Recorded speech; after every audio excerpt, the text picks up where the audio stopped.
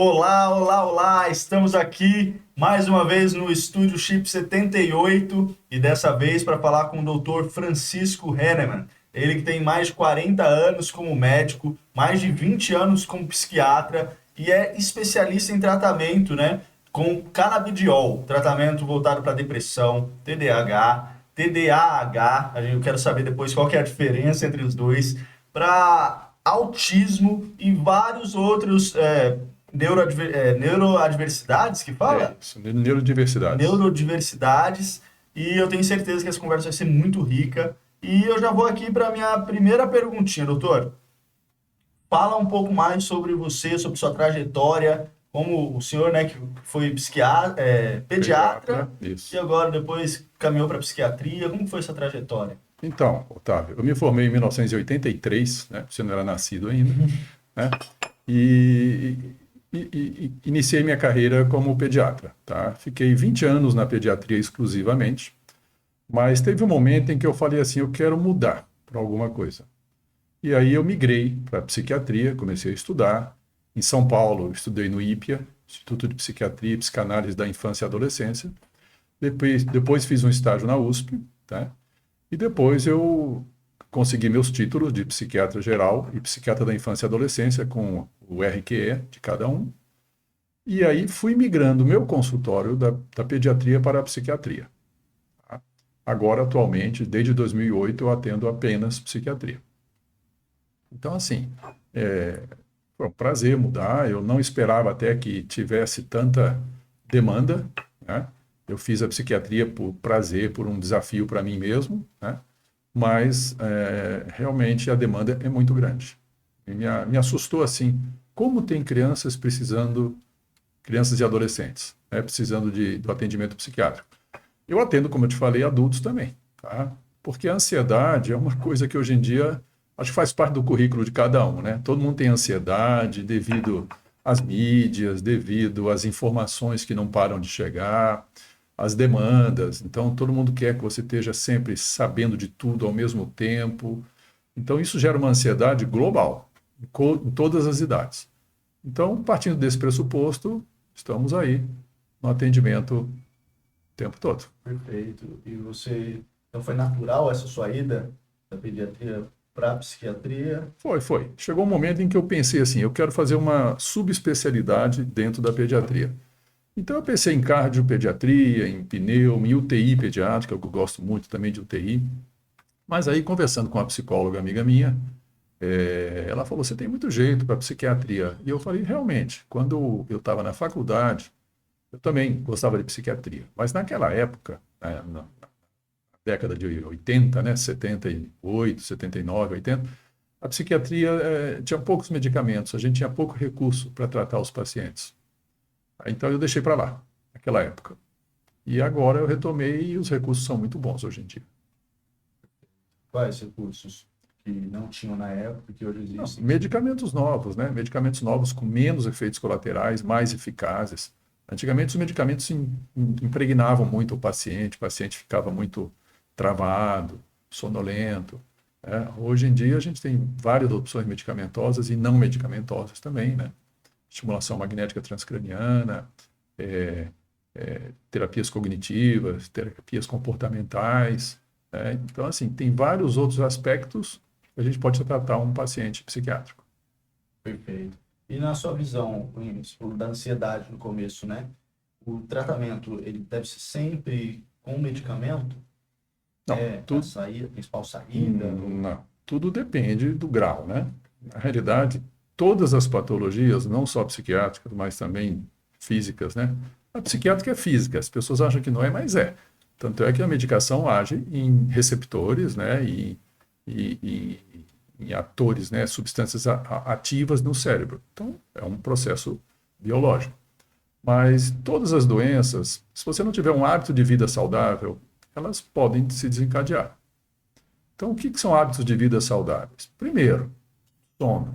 Hoje em dia as pessoas negligenciam muito o sono, né? O sono é uma coisa fisiológica, tá? Que todo ser humano precisa dormir, em média, 8 horas por noite. Não é por dia, é por noite. Tá? Então, biologicamente, nosso organismo ele é preparado para que se durma à noite, em torno de 8 horas. Tem gente que se dá bem com 6 horas, tem gente que precisa de 9 horas, mas sempre à noite. O problema hoje em dia é que a energia elétrica e as telas nos proíbem de dormir, né? Porque eu quero assistir um vídeo, quero assistir um podcast, né? Eu quero assistir uma série, eu quero ler, quero estudar, quero olhar meus e-mails, olhar minha rede social. Então as pessoas varam à noite, vão até 2 da manhã, 3 da manhã e dizem que não tem sono. É claro que elas têm sono. Mas as telas, elas costumam atrapalhar muito o mecanismo do sono, que é mediado pela melatonina. Então, é primordial a gente desligar as telas e, de preferência, as luzes fortes após as 10 da noite. Estou falando isso para adultos, tá? Ou adolescentes de 15, 16, 17. É lógico que uma exceção existe, então não é todo dia, mas uma exceção pode acontecer da pessoa precisar ficar até 11 horas da noite ou meia-noite, né, num trabalho, alguma coisa assim, mas isso deveria ser exceção. Se a pessoa considera que essa exceção funciona todos os dias, deixou de ser exceção e a pessoa pode começar a ter problemas psiquiátricos ou psicológicos. Então, assim, o tratamento não é só medicamentoso. Atividade física corriqueira constante, é interessante. Boa alimentação, hobbies, lazer, né? E o trabalho. Eu costumo dizer para meus pacientes que torne o seu trabalho uma coisa bacana, né? Que você não se sinta prejudicado. Eu não sou sendo torturado indo para o meu trabalho ou indo para a minha escola. Não é tortura, isso deveria ser uma coisa agradável. Se você ir trabalhar, dói menos, né? Se você for trabalhar e isso for bom, se você for estudar e você se sentir bem, a coisa flui melhor. Mas, além disso, que tenham seus hobbies. Outra coisa interessante para não ficar adoecido, então vamos lá, sono, hábitos saudáveis, alimentação saudável, trabalho e estudos, né, bem dosados, os hobbies, né, praticar algum hobby, isso é interessante para a pessoa, para ela desopilar, e, se for necessário, uma psicoterapia. Então, por enquanto, sem drogas. Então, dependendo do grau, tudo isso já funciona. O problema qual que é? Que as pessoas não seguem o contingenciamento, né? Eu vou dormir 10 da noite? Não, não falei dormir, falei desligar as coisas. Né? Desliga as telas e vai ler um livro, vai montar um quebra-cabeça, vai conversar ao vivo, não via internet. Tá? Então, assim, se as pessoas, elas próprias não se organizam, depois vai precisar de uma psicoterapia para se organizar, para ela se permitir mudar. E, se a coisa piorar, tiver um comprometimento maior, entrar com a medicação junto com todas essas medidas. Apenas medicação resolve? Não. Ajuda um pouco, mas se a pessoa não mudar o modo de vida dela e não melhorar, ela vai continuar com o sofrimento. Daqui a pouco o remédio, não está funcionando, não sei o quê, quero aumentar a dose. Poxa, se eu for aumentar a dose, você está faltando sono, está faltando lazer, está faltando outras coisas. Então, é importante um conjunto de medidas para melhorar a saúde mental. Ou a saúde, por exemplo, eu costumo comparar com um diabético, né? Ou com um problema cardiovascular, hipertensão arterial. É só remédio? Não. Baixar peso, comer bem, dormir bem, né? Não ter estresse, né? Se divertir, é isso. Então, assim, não é só remédio. Excelente. Uma perguntinha. Quem fala que se dá bem dormindo 6 horas ou 3 horas, é sincero? É verdade? Existe essa possibilidade? 3 horas eu acho que é bem difícil dizer, mas 6 horas sim. Tem gente que se recupera bem com 6 horas, porque a função do sono não é uma coisa inútil. O sono ele age como um aspirador, tá? De uma limpeza das células cerebrais, tá? E regular o tônus muscular, você se recuperar de um dia de atividade física, uma série de coisas. Mas pensando só no cérebro, o sono ele regula, né, as emoções, ele limpa o organismo dos radicais livres que foram acumulados durante o dia todo. Nós estamos aqui conversando, está queimando glicose e oxigênio, está gerando um lixinho. Esse lixinho chama-se radicais livres. Tá? Na hora que você dorme, a cada 2 horas existe uma limpeza. Então, as primeiras 2 horas, limpou um pouquinho. Se você passar mais 2 horas dormindo, limpa 2 vezes. Se você passar mais 2 horas dormindo, já são 6, limpa 3 vezes. Se você passar 4 vezes, 8 horas de sono, limpou 4 vezes. Então, a média para o adulto de sono é mais ou menos de 6 a 9 horas. Um adulto geralmente se recupera e cada um tem as suas particularidades. Tem gente que realmente com 6 horas está bem. Mas é devido à rotina dessa pessoa, ao corpo, algo que influencia nisso? É próprio da pessoa. Tá? Eu não vou treinar meu corpo a dormir 5 horas por noite. Eu vou contra a minha natureza. Então tem que ser na natureza de cada um. Agora, uma pessoa que dorme 3 horas e passa o dia trabalhando, e dorme 3 horas e passa o dia trabalhando, é preciso acender um alerta, tá? Será que essa pessoa está, primeiro, fazendo isso sem uso de medicamentos estimulantes? Às vezes ela não fala para ninguém, mas ela está tomando. Toma muito café, é um estimulante.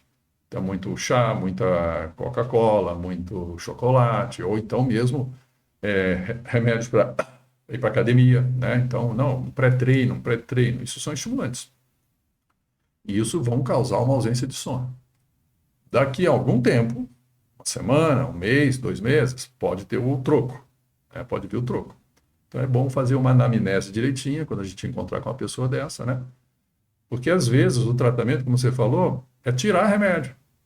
Eu já cansei de atender gente com ansiedade e que tomava pré-treino e tomava shake com cafeína e além disso trabalhava tomando café e chocolate e estava a 1.000 por hora. Quando a gente fez essa anamnese, eu falei, ó, a primeira coisa que a gente vai fazer é pedir uns exames seus para saber se você não tem um distúrbio tireoide, alguma outra coisa, e peço, diminui esse seu café aí para X xícaras, 3 xícaras, 4 xícaras por dia, e para o pré-treino. Olha, invariavelmente essa pessoa melhora e não necessita de medicamento.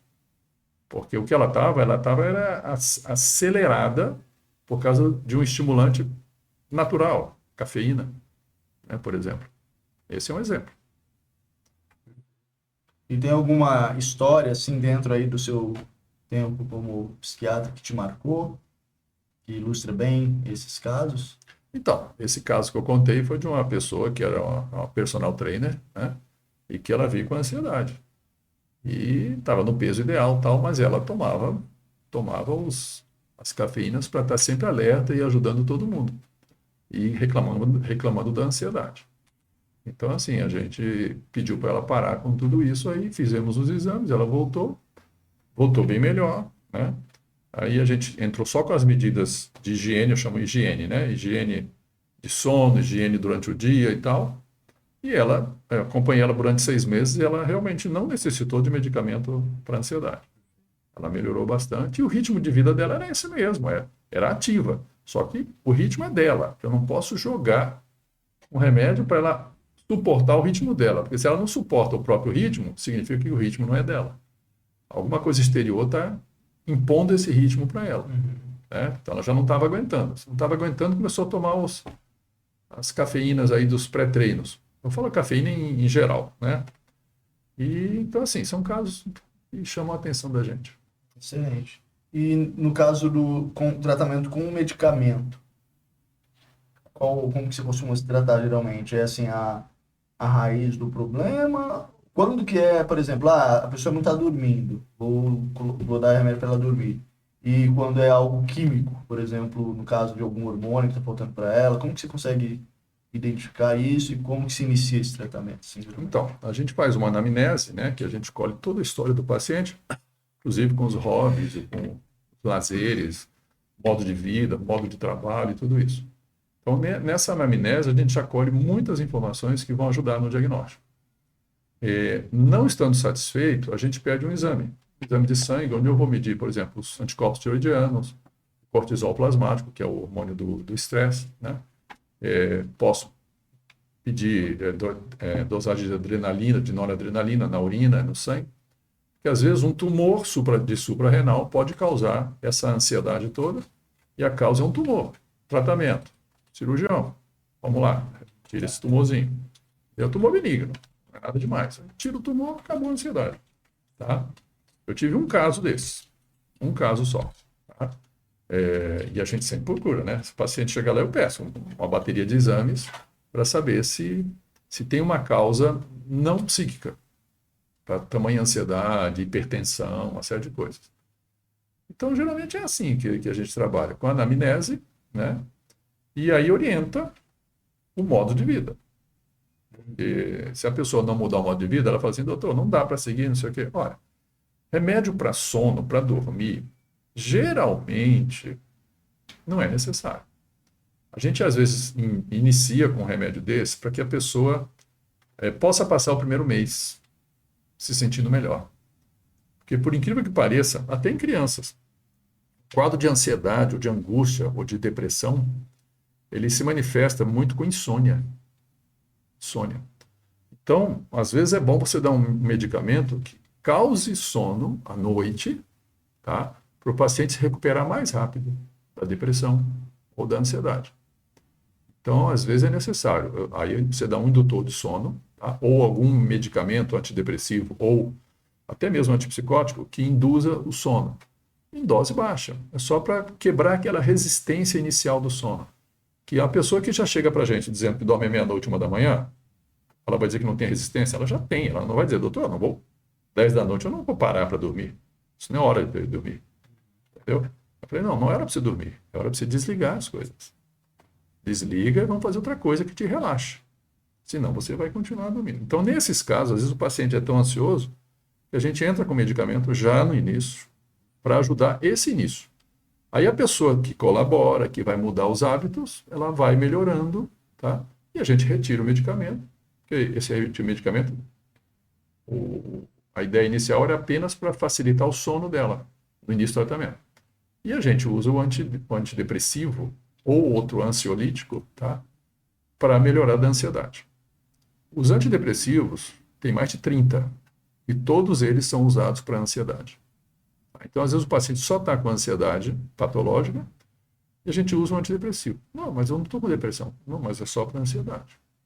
Fica tranquilo que vai melhorar. Tá? Então, assim, é assim que a gente vai jogando. E vai vendo o paciente, tem que ver o paciente. Dependendo do grau de preocupação que o paciente nos causa, peço para voltar 1 semana, ou 2, ou 3 semanas depois. Mas se o paciente não nos causa nenhuma preocupação, eu falo assim, vamos retornar em 30 dias, que deu tempo de fazer efeito os outros medicamentos, para a gente ver como é que você está, entende? E nesse período que a gente pede para voltar daqui a 30 dias, eu peço os exames e peço, quando ficar pronto os seus exames, você manda para mim, eu já analiso e te dou uma resposta. Porque até a falta de vitamina B12 causa mais ansiedade, causa mais dor. Pode diminuir a cognição. Então, o paciente está meio sem atenção, achando que tem déficit de atenção ou outra coisa assim, você pede a vitamina B12, está lá baixa. Olha, vamos passar uma vitamina B para você que vai melhorar. Ela é neurotrófica, ela age direto no cérebro.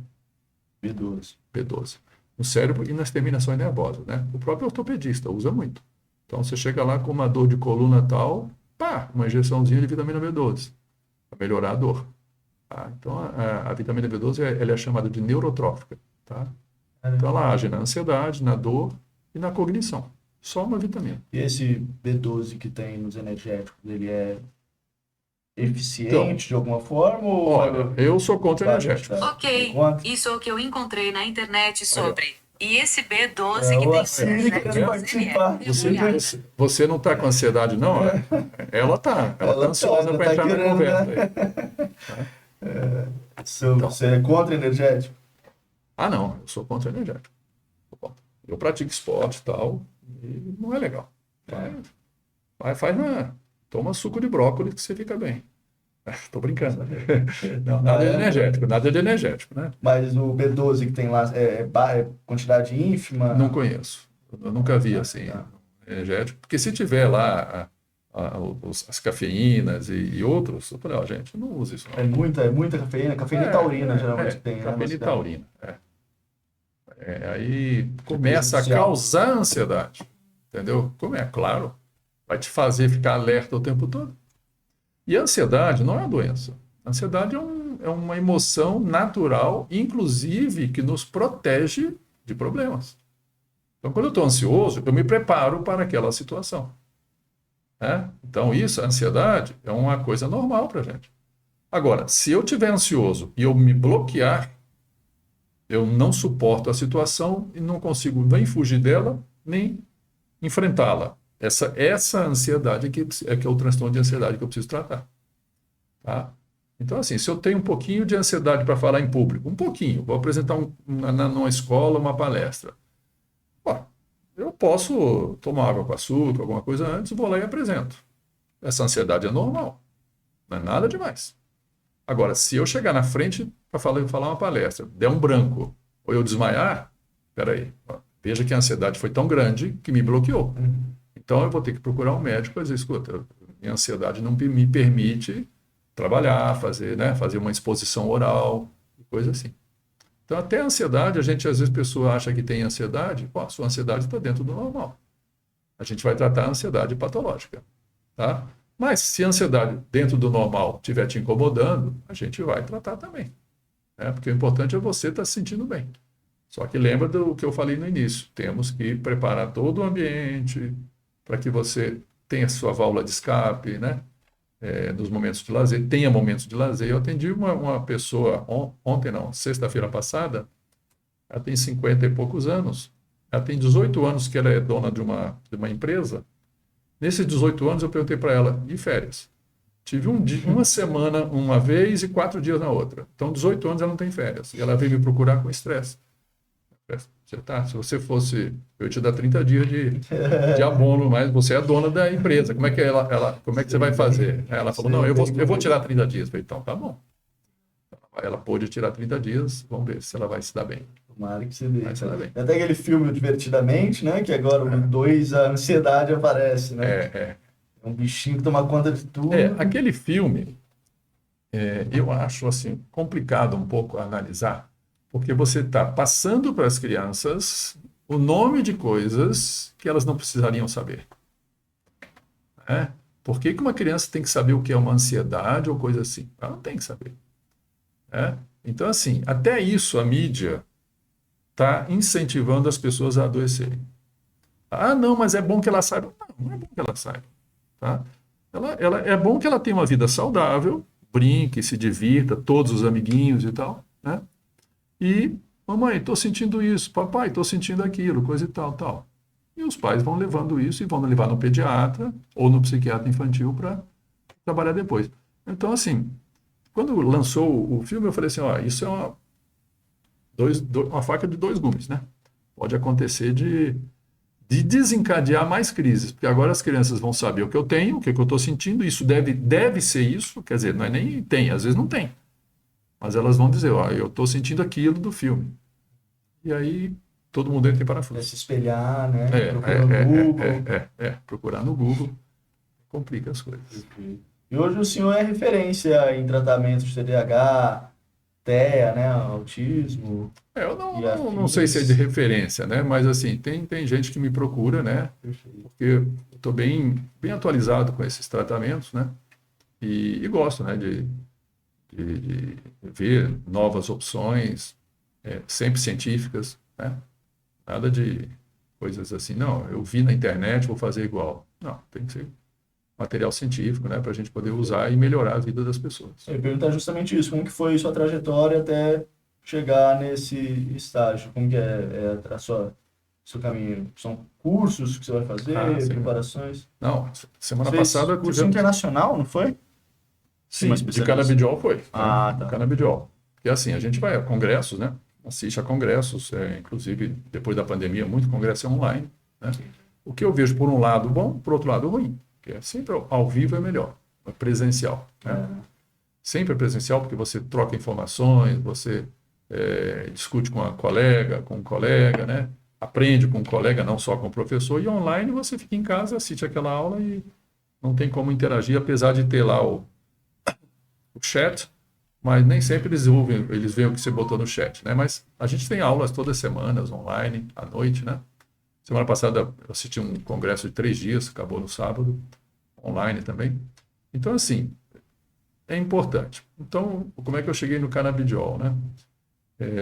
Comecei a gente recebe e-mails com artigos, né, e casos e tal, relatando melhora em diversos países sobre isso.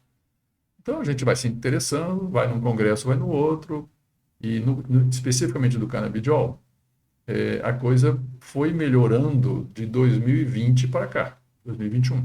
Tá?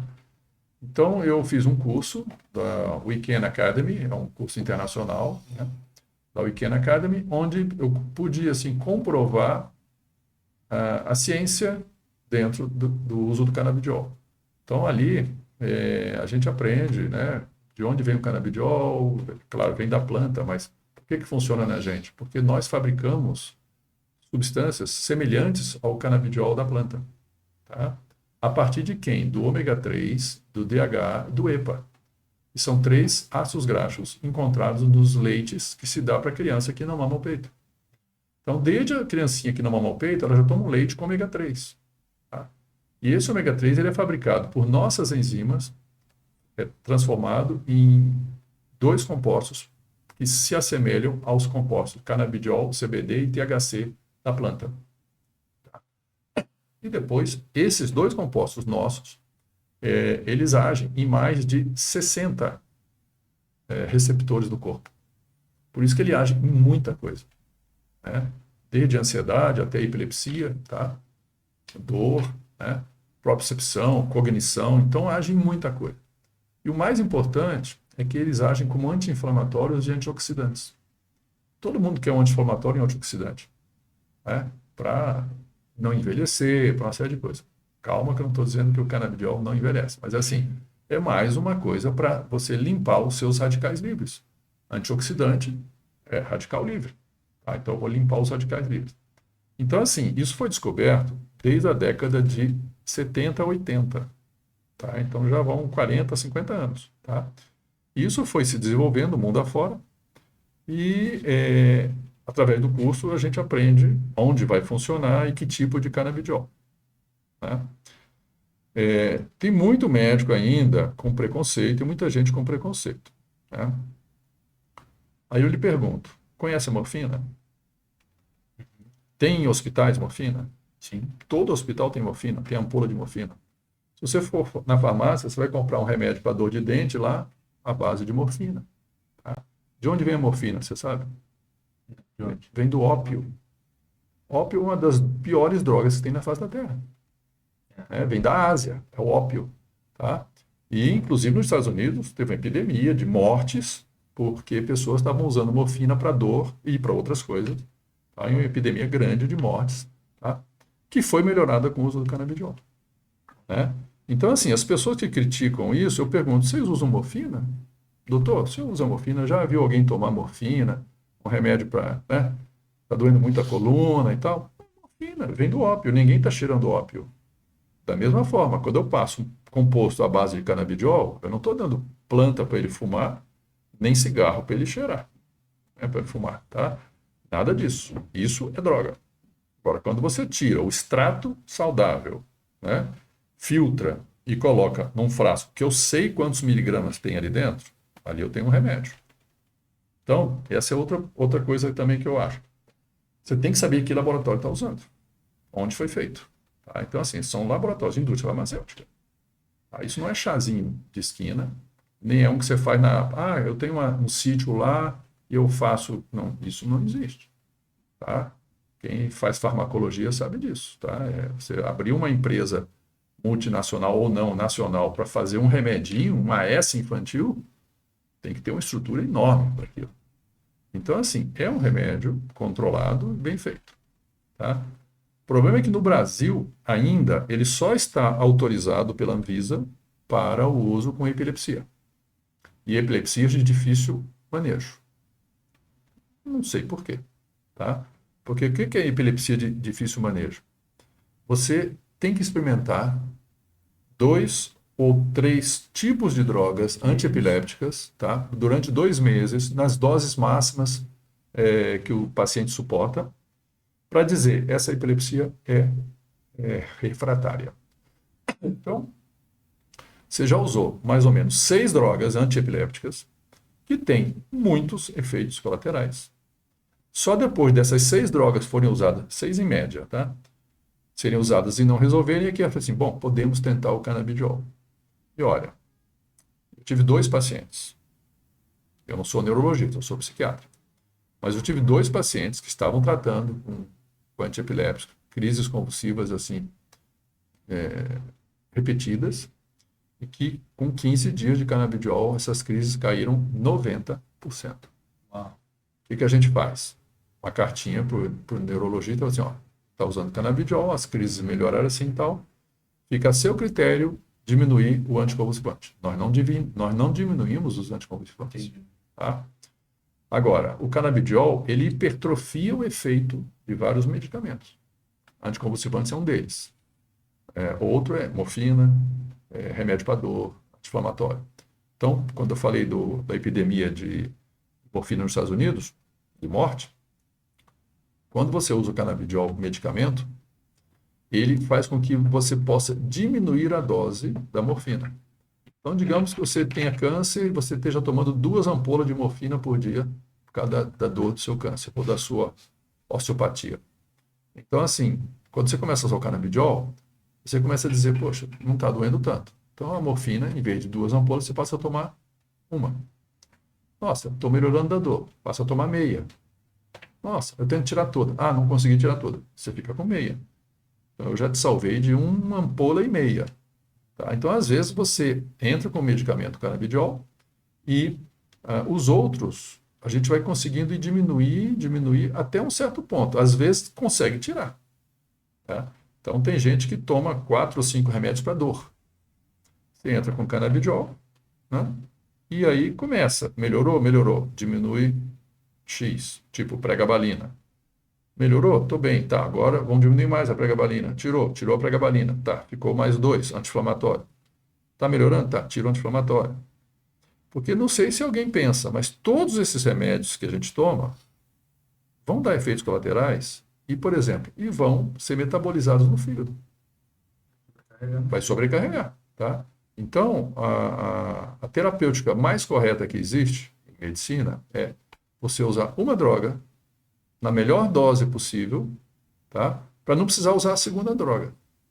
E a gente vê muito paciente chamado polimedicado, que toma 5 drogas. A, B, C, D e E. Puxa, mas é meia dose dessa, meia dose dessa, meia dose dessa, uma inteira dessa. Escuta, vamos melhorar essa dose e essa. De repente eu diminuir essa meia que não tem. Então, essa é a arte de trabalhar com a farmacoterapia, né? Quanto menos remédio, melhor, e a melhor dose. Que pode ser para mim uma dose, para você outra. Com certeza vai ser. Tá? Cada pessoa tem a sua dose necessária. Excelente, doutor. Isso que você está me falando, você aprendeu ao longo desses seus estudos com canabidiol, ou você já sabia previamente, por isso decidiu estudar? Não. Canabidiol. Tá? Isso aí que a gente conversou dessas questões de morfina e tal, foi depois do curso. E o que te levou a se interessar pelo canabidiol?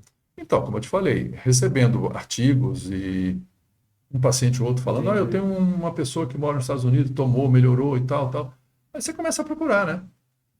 Aí você vê que tem evidências, tá? Mas essa é a crítica de muitos colegas que não querem usar.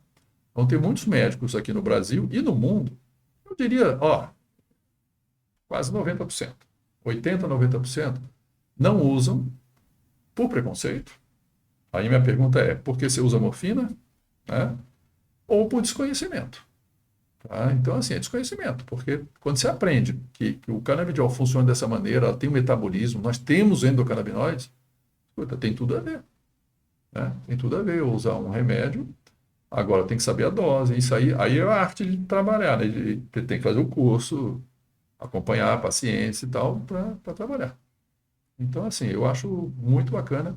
Hoje em dia, chega criança, adolescente, adulto ou idoso no meu consultório, se tiver ansiedade, dor, problema de sono, ou ansiedade, dor, problema de sono, epilepsia é o único, né? Tem mais um aqui. Eu falo assim, gente, eu posso usar vários remédios com você ou com seu filho, mas eu vou te falar que o canabidiol é um dos melhores, por exemplo, para ansiedade. Se você melhora da ansiedade, você melhora do sono. Tá? Então, assim, ansiedade e sono, vamos começar. Né? O canabidiol é excelente. Tá? Dor, funciona. Canabidiol e outros canabinoides. Mas se tiver o THC, melhor ainda. Funciona melhor. Mas, assim, eu tenho um caso de uma menina de 40 e poucos anos, né, que não dormia há 18 anos, por um problema pessoal que ela tinha, né, e ela tinha dores pelo corpo todo. E ela foi me procurar por causa do canabidiol. Ela falou, não, eu não quero usar THC. Eu falei, não tem problema, a gente começa com o canabidiol sem THC, o isolado, puro, que é o mais fraco. Aí eu passei 5 miligramas. Ela me ligou no dia seguinte, dormi a noite toda. Aí eu falei, placebo. Provavelmente você se influenciou, você achou que você dormiu. Mas eu dormi, falei, continue com essa dose, não aumenta. Pode ser placebo, mas funcionou. Aí ela ficou uma semana assim, e como ela tinha dores abdominais e outras dores, até de coluna, depois de uma semana ela falou para mim, ô Francisco, eu vou aumentar. Então siga aquela tabela que eu coloquei para você, vai aumentando a cada semana 5 gotas e tal. E ela aumentou um pouco mais, um mês depois ela falou para mim, minhas dores melhoraram 90%. E isso com canabidiol que não é indicado para dor, você tem uma ideia. Tá? Então assim, e ela sabia, será que é placebo? Mas se for placebo, ela está bem. Por que o efeito placebo não acontece se eu dou um anti-inflamatório para ela? Aí eu quero perguntar para quem critica. Escuta, é placebo. Ok. Então dá um anti-inflamatório, dá uma pregabalina, dá não sei. Não resolveu? Como é que você... Por que o placebo resolveu? Então, né, dá água para ela melhorar. Perfeito. Então, assim, é a pessoa que não quer acreditar. Tá? Então, criticam. No exterior, em vários países aí mais abertos, tal, essa medicação já é bem mais liberada. Inclusive, se usa para crianças o THC. Tá? Eu ainda acho que a gente pode... Eu só uso para THC quando é um adolescente de mais de 60 quilos, família super bem entendida e confiante no processo. Tá? Apesar de saber que o THC ajuda desde 5 anos de idade. Mas devido à crítica, né, dos colegas, e depende também dos pais, eu evito dar o THC para criança pequena. Daria para o meu filho. Meu filho sim, para o seu não. Eu falo sempre isso, né? Para o meu filho dou porque eu sou responsável por ele e tal. O seu, se você começar a dar para o seu filho por um motivo excelente, um remédio com THC, daqui a 15 anos o seu filho tem um negócio, vão dizer que foi o THC que ele usou desde 5 anos de idade. Entendi. Ninguém vai dizer que aconteceu outra coisa pior. Então, assim, é como eu falo, eu evito. E as crianças melhoram bastante em vários aspectos. E você falou aí sobre essa história da moça de 43 anos, né? É de gotinha? O canabidiol, o remédio é de gota? O canabidiol tem gotas, mas tem assim cápsulas também e tem gomas. Caramba. Gomas, tipo uma jujuba. Tá? Depende da concentração e do que você está querendo. No Brasil, aqui no Brasil a gente só tem gotas. Tá? Os importados, às vezes eu peço uma jujuba importada, porque para dor ela é um THC puro, tá? E alta dose. Então, assim, dependendo do paciente, eu recomendo a jujuba, aí ele importa. Ou então, por exemplo, é muito bom a gota, porque você vai aumentando a dose, semanalmente. Tá? Você tem uma ideia, a dose do canabidiol puro vai de 1 miligrama a 800 miligramas. De 1 a 800. Qual dose vai ficar bem? Então vai aumentando. Agora, se a gente chegar numa dose em que a gente diga, Otávio, você está bem? Está bem com a dose de 30 miligramas. Aí você disser, Francisco, eu não gosto de ficar tomando as gotas. Né? Tem cápsulas. Aí a gente vai procurar, né, alguma de bom laboratório que tenha 30 miligramas, ou 20, ou 40 miligramas. Aí você pode passar a tomar em cápsulas. Tá? Mas também tem spray. Spray. Tá? Porque Spray sublingual? Oral. Tá? Então, assim, a melhor forma de absorção do canabidiol é via oral, sublingual. Tá? Se você ingerir, geralmente você fica com 10% da droga. Se você não ingerir, fica 70%, 80%. Põe na língua e fica... Fica um minutinho ou dois. Não, sem engolir. Sem engolir, um minutinho depois pode engolir. Então, os 2 minutinhos, né, sublingual. Tá? Então, fica fácil de dar. Interessante. Fica mais fácil, né?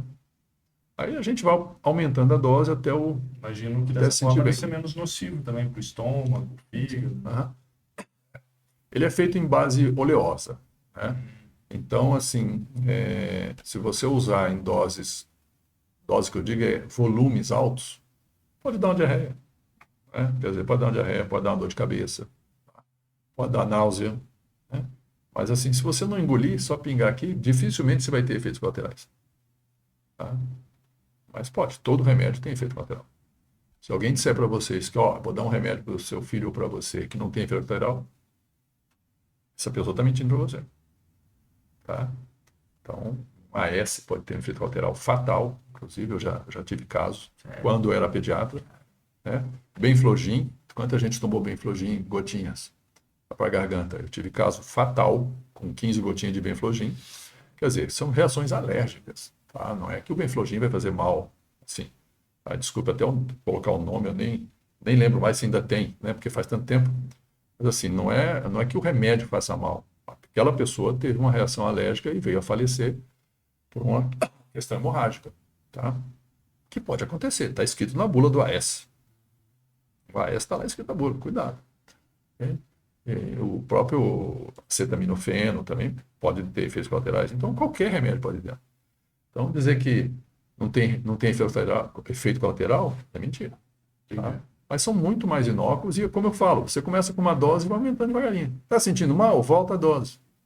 Melhorou? Melhorei. Posso melhorar mais? Posso. Aumento de novo. E devagarinho vai subindo até alcançar o nível que você acha legal. E o paciente se diz, eu estou bem agora. E devido a esse tabu que você está falando que existe em relação ao uso do canabidiol, né?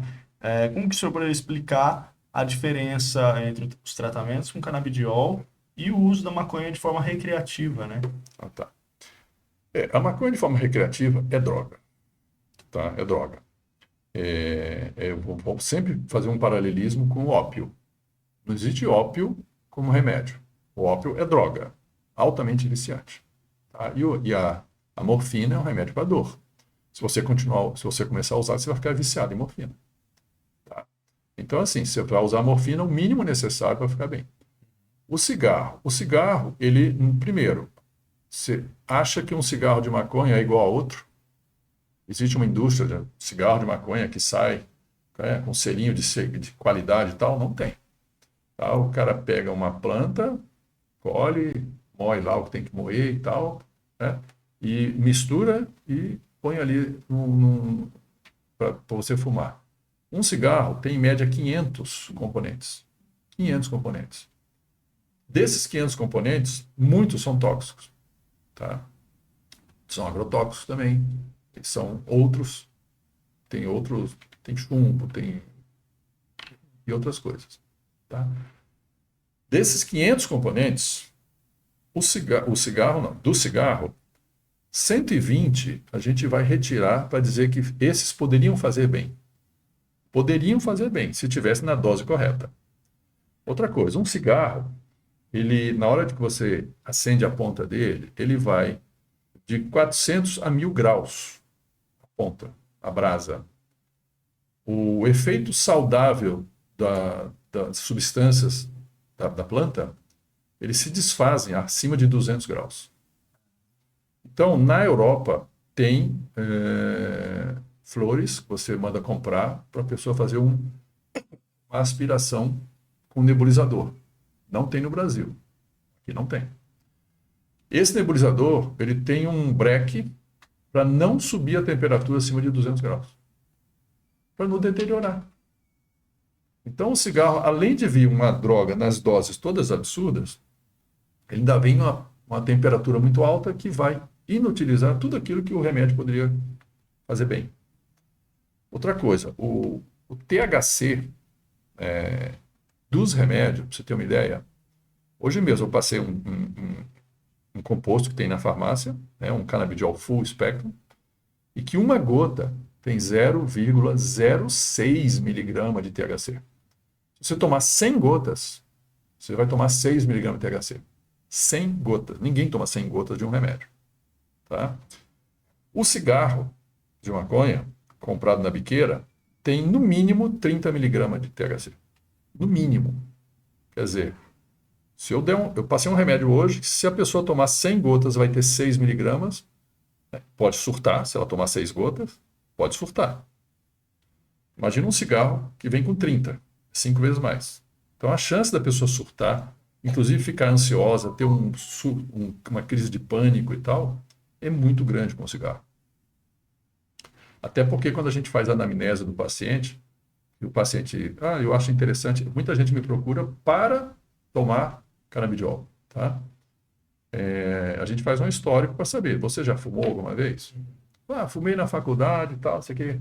E aí? Não, foi péssimo, achei mal, viajei, foi péssimo. Ótimo, não vou dar canabidiol com THC para você. Agora, se a pessoa disser, não, fumei, foi bom, me senti bem, não teve nada demais, foi ótimo, eu vou usar com mais tranquilidade um composto chamado Full Spectrum, que é o que contém THC. E que é um composto bom. É como eu falo, quando você pega da indústria farmacêutica, você sabe o que está dando. Eu sei quantas miligramas eu vou te dar, de canabidiol ou de THC. Cigarro não tem como. Cigarro é droga. Concordo mesmo. Perfeito. E quais são as substâncias que existem dentro do canabidiol? Tem o THC? Vamos lá, o mais básico, o mais filtrado é o CBD, canabidiol. Depois, uma segunda apresentação é o chamado Broad Spectrum. Esse primeiro de baixo, o canabidiol, é o isolado. Eu gosto de começar com esse para crianças, que é isolado, é super filtrado. Tá? Não tem chance de dar problema. Tá? Não tem. Tá? Se for de bom laboratório. O segundo é um canabidiol com outros canabinoides. Então, existe canabigerol, canabicromeno, canabinemo e outros né? E junto com terpenos. Terpenos são substâncias que dão cheiro, né, às plantas. Então, o limão tem cheiro de limão. Por quê? Porque tem terpeno, tá, que cheira limão. Então, assim, o segundo, que é o Broad, ele tem o canabidiol com outros canabinoides sem THC. É filtrado o THC, retirado, e fica só ele. Então, esse composto Broad, ele já é melhor do que o isolado. Tá? E depois tem esse Broad junto com o THC. Então, é o chamado Full. Tá? Esse último é que eu evito dar para crianças pequenas. Se eu tiver que dar, seria para por exemplo, uma criança com autismo, graves manifestações comportamentais e tal, né? E que já tentou os antipsicóticos e outros medicamentos. Então, geralmente, já tentou de tudo. Tá? Vamos começar, então. Então, eu posso, em alguns casos, usar o THC, mas eu prefiro não usar. Porque geralmente melhora bastante sem o THC. Então, é o CBD e o THC. O significado de CBD, então, é canabidiol? Canabidiol. Canabidiol. CBG, canabigerol. CBN, canabicromemo. Entendeu? Então, tem vários canabinoides. Eu achava que chamava canabidiol por vir da cannabis. Vem da cannabis, mas esse é o básico. Entendi. Tá? Os dois básicos que a gente fabrica é semelhante ao canabidiol e ao THC. Aí os outros vêm... Eu já li alguma coisa falando que o canabidiol, ele é a parte que não causa a parte ruim, digamos, da maconha. Não causa o surto, vamos chamar de surto. E aí o THC, que geralmente é a substância que causa a paranoia, alucinações, paranoia, isso mesmo. Psicótica. Mas pelo que você me disse, o THC pode ser útil em alguns casos. Muito. Por quê? É muito. É dose. Olha o que eu te falei do cigarro. O cigarro vem com 30 miligramas se o cigarro for mal feito. Uhum. Se ele for dos bons, entre aspas, não é bom, ele vem com 50 miligramas de THC. Tá? O remédio mais forte que eu dou de THC é a jujuba. Ela vem com 20 miligramas. A jujuba é mais forte? É uma mais fraca. Não, porque a jujuba é para adulto. A jujuba é para Mas você não pode deixar na mesa, não, que alguém vai comer. Nossa, imagina. Inclusive, aí vai um aviso. Tem muita gente que vai para a Europa e lá é muito liberado bombons de canabidiol, né? Brownie. E assim, você está na Holanda passeando, isso aqui é de canabidiol, balinha de canabidiol. Gente, não como mais do que um. Porque quando você ingere, lembra que eu falei que a ingestão diminui bastante a absorção, né? Então tem muita gente que está lá na Europa, aí almoça, não sei o que, ó, escuta aqui, aí todo mundo gosta, né? Ó, isso aqui é um bombom de canabidiol, você quer? Aí a pessoa come o bombom, não senti nada. Lógico que ela engoliu. E dá mais um. Senti de novo, não senti nada. Aí come 2 ou 3. 2 horas depois, quando tiver feito a digestão, aí vem a bomba. Tá? Porque eles têm que botar THC para poder, ó, o cara sentiu alguma coisa. Então, assim, se for bom, vai dar só uma crise de pânico que a pessoa às vezes vai parar no pronto-socorro. Né? Ó, a pessoa não sente nada. Tem gente que não sente nada. Tá? Mas eu não me arriscaria. Vai desmaiar ali, vai dormir, que Não, é o contrário. Eu acho que o ideal não, o mais provável é que a pessoa fique alerta, né, num surto persecutório, estão achando que estão me perseguindo, a polícia vai bater aqui, não sei o quê, o coração vai sair pela boca, estou com taquicardia, estou com não sei o quê, estou suando, não sei o quê. Então, assim, muito acelerada, geralmente é essa a crise, a do THC. Agora, veja a dose, né? Então, assim, se você dá uma dosezinha pequenininha, porque é interessante, nesse curso de canabidiol e tal, o nosso sistema, o nosso corpo, né, ele trabalha com receptores. Então, tem um receptor aqui que vai entrar uma molécula redonda, tipo THC, tá? Quando você tem o THC junto com o CBD, que é o canabidiol, ele é um inibidor alostérico. O que significa isso? Ele vai se grudar aqui parcialmente. Aí, quando o THC entrar aqui, né, ele não vai conseguir entrar. Ele não vai conseguir fazer o efeito que ele deveria fazer. Então, quando você usa THC puro, ele entra aqui nos seus receptores. Deu para ver? Não? Aqui é um receptor, tá? Quando o THC está puro... Tá pegando? Tá? Quando o THC vem puro, ele entra no receptor e faz todo o efeito que ele pode. E você não tem um só, né? Você tem centenas de receptores. Então, THC. Quando você usa THC com CBD, o CBD, ele parcialmente usa esse receptor. Aí ele impede, o THC vem aqui, puf, não bate, vai embora. Se ele não bate, ele não faz o efeito.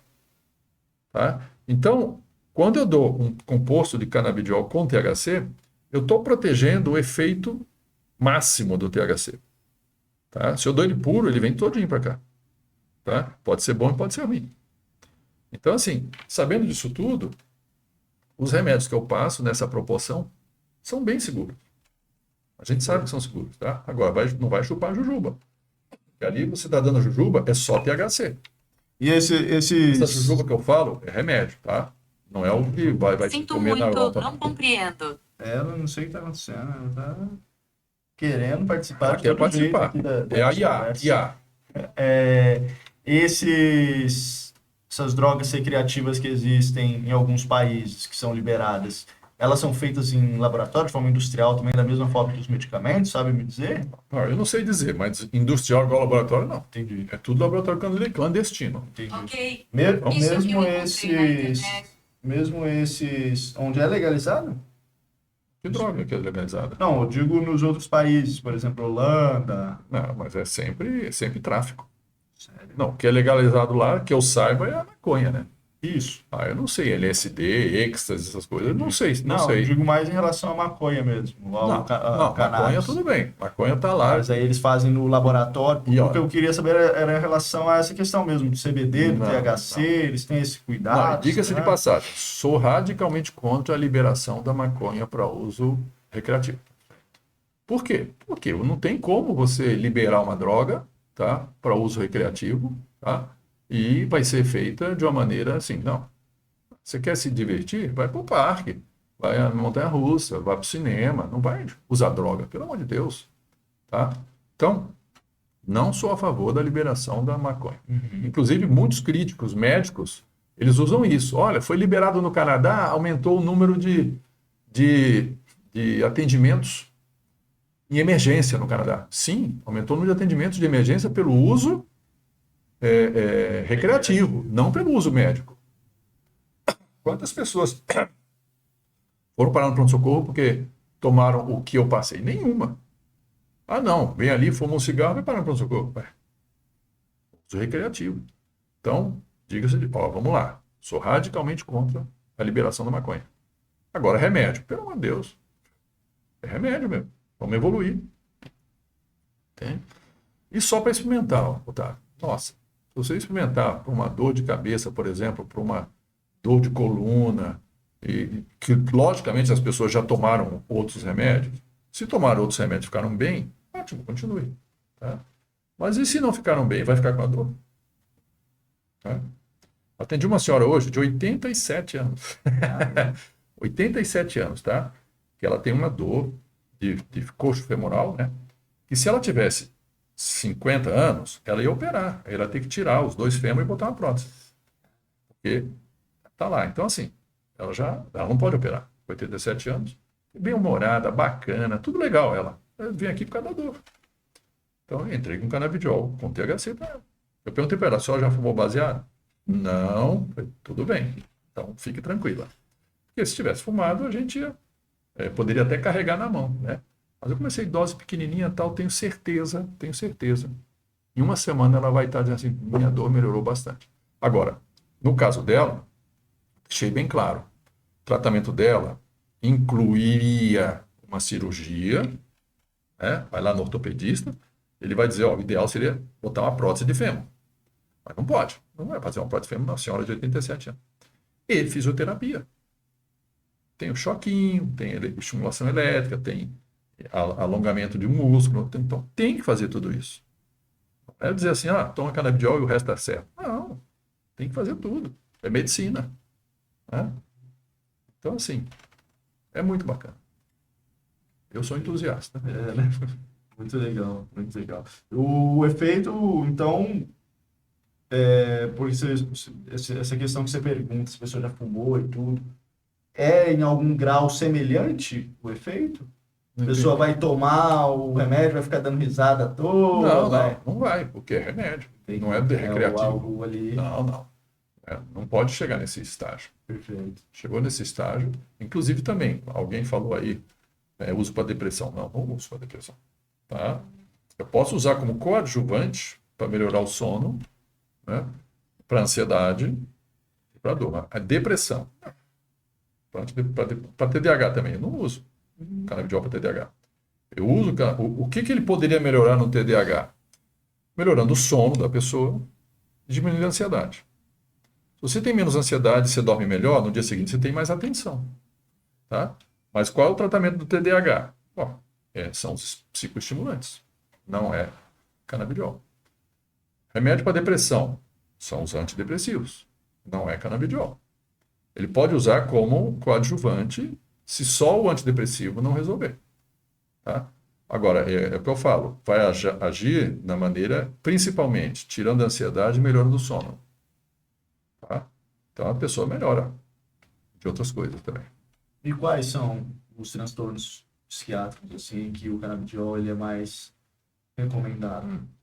Então, epilepsia, tá? Esse é o único confirmado pela Anvisa, tá?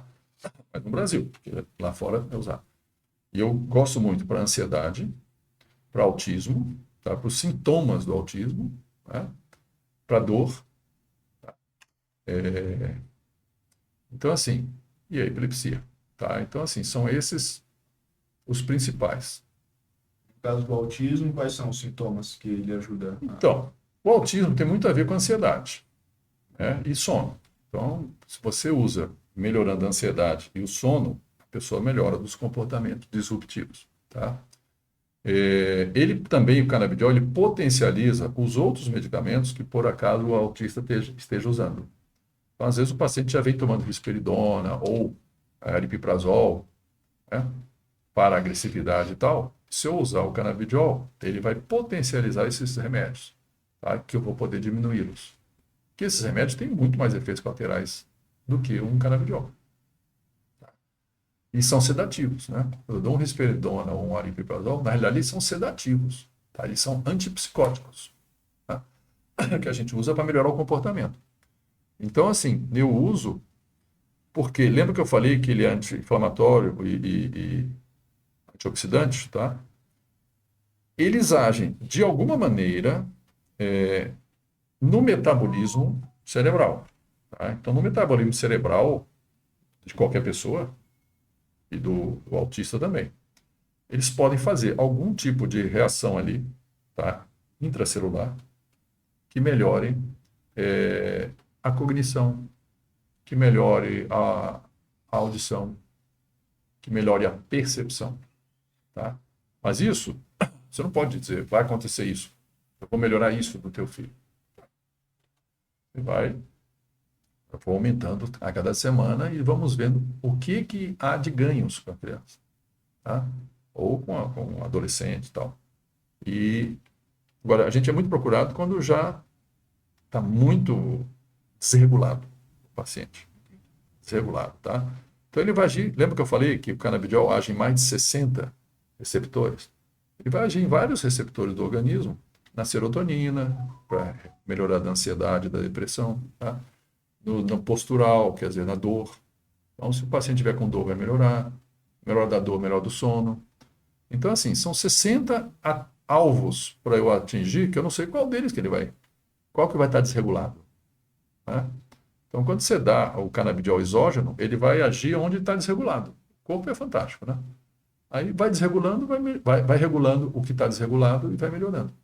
Então, geralmente, os comportamentos vão melhorando. Vão melhorando. Isso no paciente autista ou de forma geral? De forma geral. Mas aí, especificamente no autista.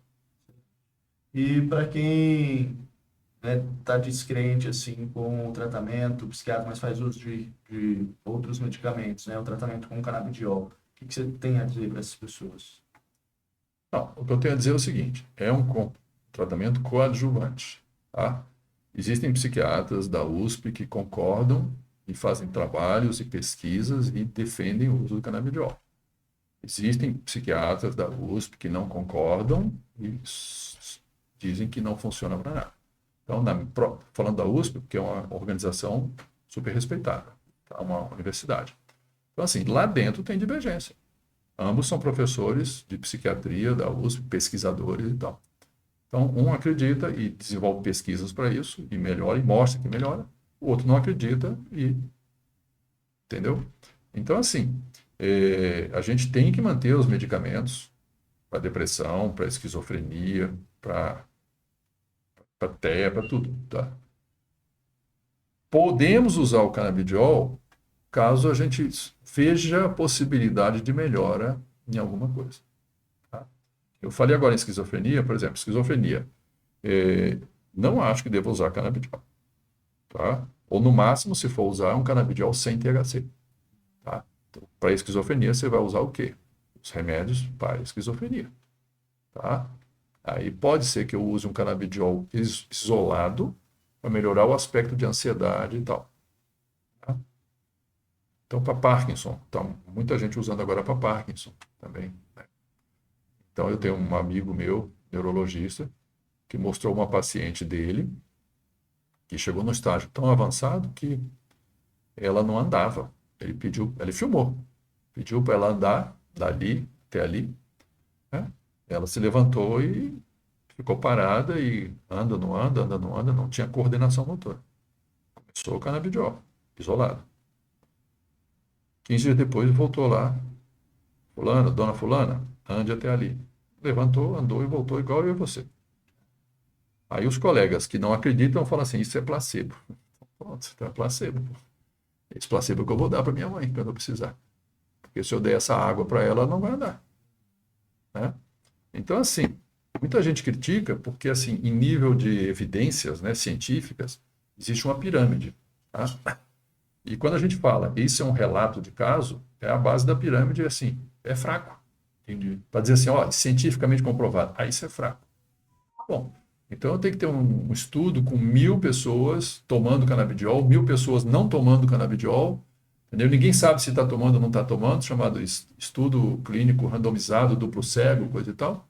O médico não sabe se está dando ou não canabidiol, porque é tudo assim, você não sabe. Depois você vai estudar esses 1.000 que tomaram e 1.000 que não tomaram, e vai ver o desfecho final. Quando você descobrir o desfecho final, você vai dizer, esse tomou ou não tomou? Ah, esse tomou, esse não tomou. Claro que é uma coisa muito boa, mas tá difícil achar esse tipo de trabalho, entendeu? E por que não foi feito ainda? Eu acho que é número de pacientes. E é no mundo todo, tá? Existem trabalhos em vários países, fora daqui e tal, que tem, mas aí sofrem críticas. Entendi. Tá? Mas É aquela história. Eu usaria. Usaria. Agora, não é tratamento básico para nenhuma patologia. Ah, isso vai curar, não vai curar nada. Isso vai melhorar a sua condição do seu organismo, de melhorar dos sintomas que tem ali. Eu, por exemplo, autismo. Nada vai curar o autismo, mas o que vai tratar o autismo? Psicoterapia, fonoaudiologia, né? Psicopedagogia, nutrição, quer dizer, isso tudo, terapia ocupacional, esse é o tratamento do autismo. Qual remédio eu vou dar para o autismo? Nenhum. Nenhum. Nada. Mas ele não consegue ficar na fisio, não consegue ficar lá, porque ele morde todo mundo, ele não sei o quê. Bom, agora eu vou dar um remédio que ele está mordendo os outros. Não porque é o remédio que vai curar. Então não tem cura, tem tratamento. Diabetes tem cura? Não tem cura. Diabetes, você tem tratamento que a pessoa, se fizer o tratamento direitinho, vai a 90 anos, 100 anos. Curou? Claro que não. Ela estabilizou e ficou 90 anos estabilizado e foi até 90. Perfeito. Né? Então, assim, tratamento do autismo são terapias. Não inclui medicação. As medicações a gente dá quando o paciente não consegue permanecer nas terapias ou na sala de aula ou, né, em casa. Aí você dá um remédio porque ele não consegue estar naquele ambiente. Tá? Tratamento de depressão, antidepressivo. E voltando ao que a gente conversou no início, todas aquelas medidas de sono são importantes para qualquer pessoa, em qualquer idade. Ah, o autismo tem. O autista tem que dormir, tem que desligar a tela, entendeu? Tem que... Então, assim, nada é só remédio ou só medicação. Tudo um pulo. Ou seja, o básico funciona e ninguém está fazendo. O básico funciona, exatamente. Ou ajuda muito. Ajuda. Perfeito, doutor. A gente sempre faz uma espécie de mensagem para as pessoas que estão nos assistindo para daqui a 100 anos e tudo. Eu tenho um movimento chamado Pelas Vidas que Ainda Vão Nascer. Certo, legal. Né? Porque a gente ouve muito falar aí do fim dos tempos, meu Deus, onde que esse mundo vai parar? Mas eu não sei se o senhor sabe, mas nascem mais de 1.000 pessoas por minuto no mundo inteiro. Então, olha quanta vida, olha quantas pessoas estão chegando, né? Então, assim, qual a mensagem que a gente quer passar para elas? Aí eu vou pedir para o senhor falar algo para essas pessoas que ainda vão nascer. Olha nessa câmera aqui. Olha aqui nessa câmera aí. Fala a mensagem para elas, enquanto isso eu vou pôr a zona azul do meu carro aqui. Põe lá. Não, realmente a vida é um dom de Deus, né? E deve ser bem aproveitada. Nós somos seres sociáveis. Então, a gente vive em sociedade, ninguém vive sozinho.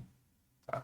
Hoje em dia, a mídia, né, a internet, a inteligência artificial, está nos fazendo ficar cada um em seu quarto, trancado, no seu escritório. Acabei de falar também que a gente assiste congressos online e tal. Então, nós que somos seres gregários, estamos sendo incentivados a ficarmos sozinhos no nosso celular, no nosso tablet, no nosso quarto, né? Sem olhar para os outros, sem ver outras pessoas, sem dividir as nossas sensações com outras pessoas. Então, a recomendação é o seguinte: é muito importante a informática, muito importante o desenvolvimento que nós estamos tendo hoje em dia, só que tem que saber aproveitar. É muito importante que uma criança ela olhe no olho do papai e da mamãe para aprender a falar. Não ganhe um celular. O celular, hoje em dia, é uma chupeta que se dava antigamente. Só quando a criança botava a chupeta, ela olhava para o papai e para a mamãe. Hoje em dia, quando você dá um celular, ela não olha mais, ela já fica aqui. Já não olha papai e mamãe. Aí já não se desenvolve. Aí não quer sair para brincar, para pular corda, para andar de bicicleta, de velotrol. Aí outra coisa, aí não quer andar, eu compro um carrinho elétrico, meu filho, pequenininho. Lembra que eu sou pediatra. Né? Então a criança não pedala, né? Não faz força. E pior ainda, que eu já vi, a criança está no carrinho elétrico, com o celular na mão, e o pai ou a mãe lá atrás dirigindo o carrinho elétrico. Quer dizer, não tem ninguém brincando. Então, nós somos seres sociais. Vamos olhar uns para os outros, tá? Vamos olhar para os nossos filhos, para os nossos netos, né? Vamos fazer com que eles olhem para a gente. E tela, né? Televisão, celular, é exceção. Tá? Não é coisa de criança. Tá? Vamos esquecer, não é coisa de criança. Então, estou dando para os 1.000 que estão nascendo por minuto. Por minuto, né? Não deem telas para os seus filhos, tá? Vamos lá, até 4 anos de idade. Nossa, é agressivo. Não, até 4 anos de idade. Vocês não vão se arrepender. Vamos participar da vida dos nossos filhos até os 4 anos. Nós somos o que somos pela educação que tivemos até os 2, 3 anos de idade. Educação inclui emoção. Tá? O que nós recebemos dos nossos pais, papai e mamãe, nos fizeram até os 2, 3, 4 anos de idade. Dali para frente, a gente já tem uma bagagem emocional para poder suportar outras coisas. Claro, sempre com carinho e respeito. Tá? Mas, às vezes, se você não teve isso até os 3, 4 anos de idade, você vai ter uma vida muito difícil. Excelente, isso. Falou bonito, hein? Falei E bonito? muito legal ouvir você falando disso. Eu sei que o senhor é um amante aí da ficção científica, assim como eu. Gosto.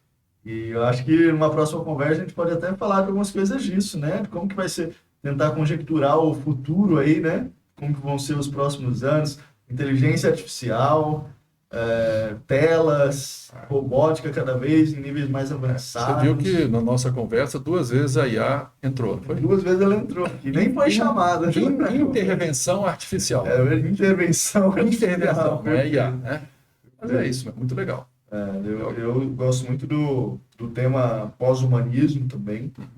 Então, essa questão aí da química, dos medicamentos e tudo, a gente já entrou na era pós-humana há muito tempo, né? Sim. Todo mundo aí funciona quimicamente modificado. Então, isso é um problema, né? A gente é tão bom você trabalhar limpo, sem nada, né? Mas mesmo quem não toma um cafezinho, não é uma série Isso aí isso é normal, isso é social. social. Perfeito. Nós tomamos um café aqui enquanto a gente conversou, não tem nada demais. O problema são os medicamentos. Até as águas, né? Eu tenho lido que têm ficado poluídas por causa dos medicamentos, os peixes estão ficando viciados em medicamentos. Então, falando em ficção científica, nós estamos procurando ir a Marte, né? Por que a gente não cuida desse planeta? Lá em Marte nós não vamos encontrar muita coisa boa, não. Tá? Eu sou um aficionado, quero ver o homem pousar em Marte, mas eu não sei o que ele vai fazer lá. Eu quero ver pousar, legal, porque eu vi pousando. Eu tinha 7 anos de idade, 9 anos de idade, quando eu vi pousando na Lua. E eu quero assistir eles pousando em Marte. Quero. Isso eu vou tentar. Muito legal. Mas a pergunta é essa: você vai fazer o que em Marte? Fazer o quê? Né? Marte já teve, teoricamente, água, já teve uma atmosfera e tal, e perdeu tudo. Vamos cuidar dessa aqui. Né? Doutor, tem um presentinho para o senhor, deixa eu pegar aqui. Opa! Não sabia que eu ia ganhar um presente. O que será que vem aí? Já parou aí a conversa? Tá rolando. Tá rolando. Vou te agradecer. Isso, o chocolate. Desejar que você volte mais O vezes. chocolate tá bom. Muito obrigado, viu, Eu doutor? agradeço. Foi um prazer te Muito receber obrigado. aqui. Sempre é bom a gente Conversa conversar. foi muito legal e eu espero que te veja de volta. Olha que legal. Corta aqui para mim de novo, Fábio. Vou agradecer a todos que participaram aqui, vão assistir ainda, você que está assistindo, né, depois que, né, foi gravada essa live. Um prazer estar aqui com o Dr. Francisco Henneman.